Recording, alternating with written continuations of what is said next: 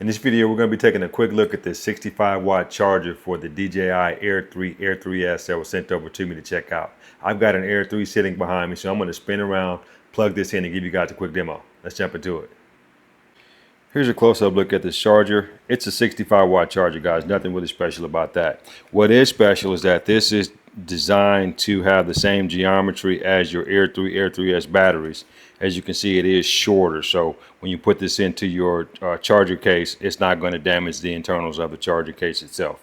But basically, it's got a USB-C port on the top there, and it will fit inside of your charger. So even with my upgraded charger here, it fits down inside of there just like the regular battery. So you can have one battery in the drone, have your charger in the extra slot here, and you've always got your charging brick with you. So basically, guys, operation is super simple.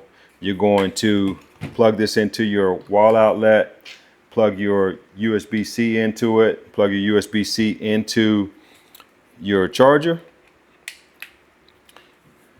Now this particular charger is going to detect. It's telling me I got a 65 watt capacity there, and it's going to start charging the batteries.